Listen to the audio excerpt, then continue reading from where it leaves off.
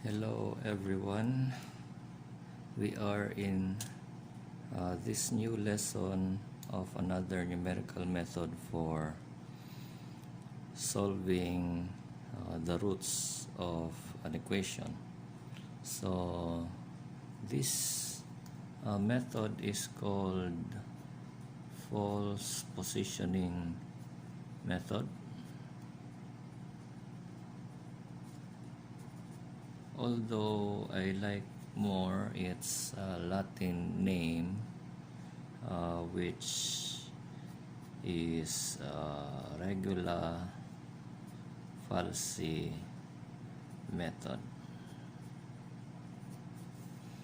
So by concept, this is better than the bisection method, because if we have a certain curve, say the curve looks like this one, and then we have initial guesses which are maybe here as your x sub u and your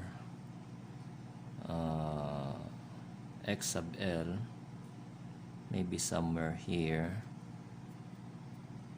In bisection method, it does not appreciate that your x sub l is nearer than the root x sub r, or the root itself, no? All it does is just it cuts this distance from x sub l to x sub u in half. So maybe that would be somewhere here, no? So that's for the bisection method. In Regula Falsi method,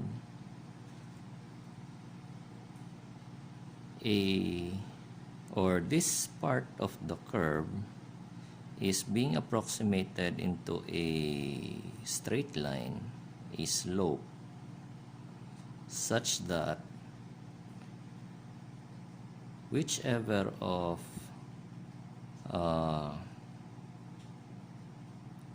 this slope comes across the zero line will be the next approximation. So try to imagine this is the true root. In bisection method, this will be your next guess. In Regula Falsi method, this will be your next guess. So it is pretty closer than your than the bisection approximation. So that's the concept why in many cases Regula Falsi is better than bisection method. But of course, mathematicians also explain that Regula Falsi also fails, no? So I think we will come into that later, no? But for now, let's try to appreciate how Regula Falsi is being formulated. So we have 3 points for now. Your initial guesses, x sub u, x sub l, and this new guess that will be called x sub r. Now, if we will be having lines here and then here, try to appreciate this one. We have a triangle and we have another triangle here. Two right triangles, so such that these two triangles of course are similar because they have just the same slope. So of course this will be f of x, and then this would be your x. So by equating the slopes of your, oh no, not the slopes, If we will try to equate the ratio of the height versus the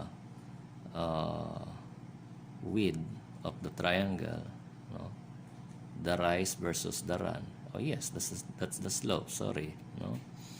So versus this rise and run, we will have, of course, the same slope, no? So let's just try to write it. Slope is rise over run. So slope can be also calculated as for the height.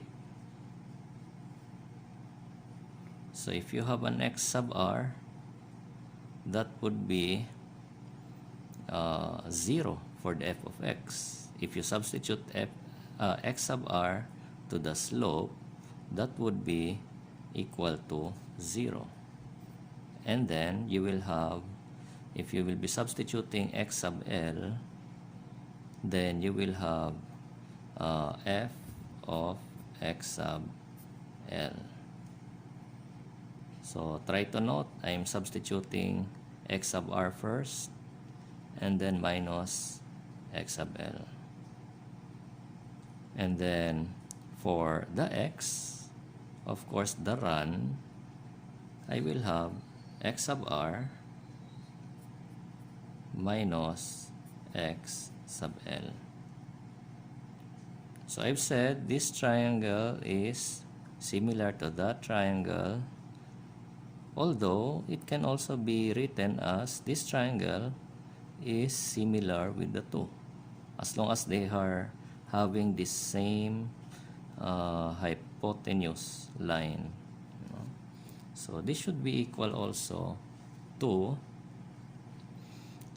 again we'll try the rise. So we will have f of x sub u, and then minus f of x sub r, this triangle. So if we substitute x sub r to f of x, it should be equal to 0. And then the run, we started with x sub u for the rise, so we shall have x sub u minus and then x sub r. So we will try to simplify this equation. We will have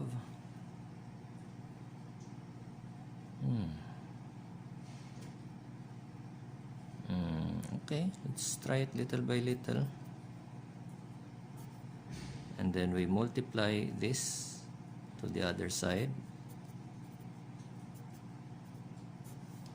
So that equals to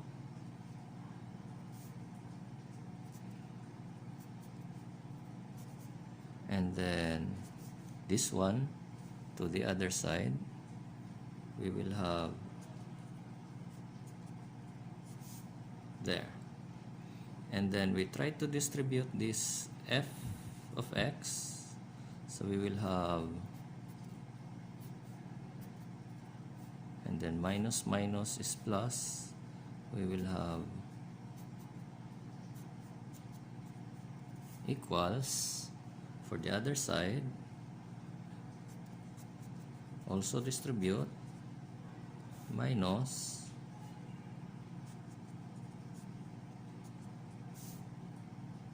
and then we try to transfer all the terms involving x sub r to the other side. So we will now have f of x sub l and then minus f of x sub u, all of this multiplied to x sub r. So we are having this and this term on the left side. That's why we have minus f of x sub u, and then we factored out x sub r. Then we transfer this to the other side, so we will have f of x sub l times x sub u minus f of x sub u times x sub l. So we have this x sub r remain on the left side. So we will now have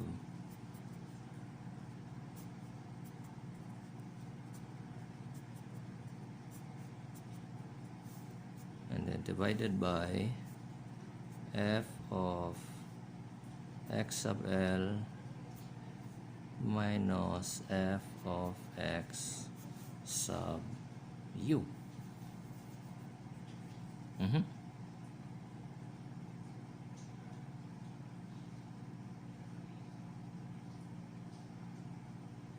This should be interesting. Although this is not what I'm expecting.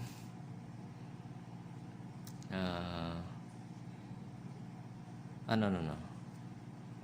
This is fine. This is fine. How should I do this? XL and X sub u.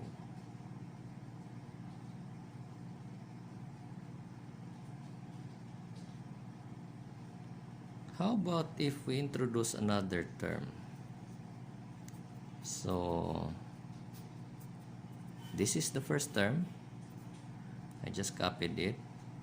And then I'll introduce another term, f of x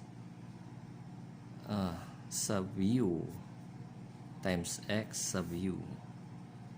Notice the difference. This is the term that we copied. And then I introduce a term, f of x sub u times x sub u. So such that I'm minusing, so I should add another term of the same, such that these two will still be equal to 0. But of course the numerator is equal to this. We have this f of x sub u times x sub l, so we still have to write that.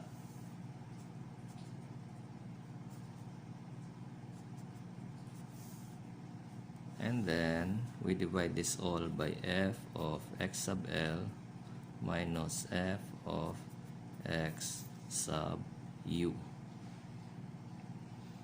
So if we try to separate this term as two fractions, so we can have the first part will be f of x sub l minus f of x sub u.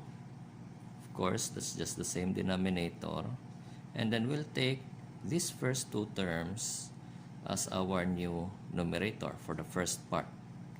So notice that both have x sub u, so we factor out x sub u.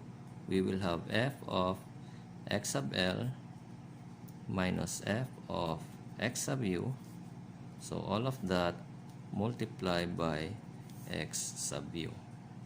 And then for the other part, this one, we'll just rewrite.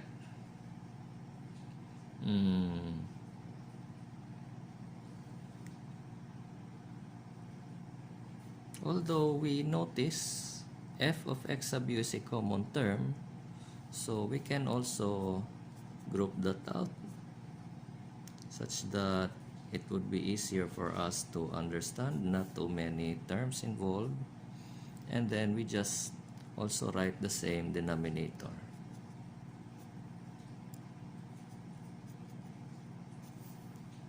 So what happens is this term reduces to 1. So therefore, we will have our x sub r as what remains on the first part is just the x sub u, and then just copy the second part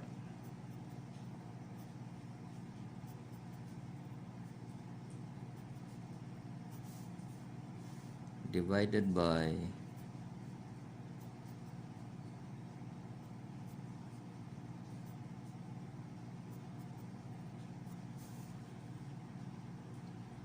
So this is great. Some write it as they inverse this one, so such that this should be minus. So minus times another minus sign is plus. So now that it's minus, the other minus sign comes in here. So this becomes minus x sub u, while this becomes plus x sub l. And then, so this is now the formula that you should use every time you are to do your you have to approximate the root using this Regula Falsi method. So remember this formula.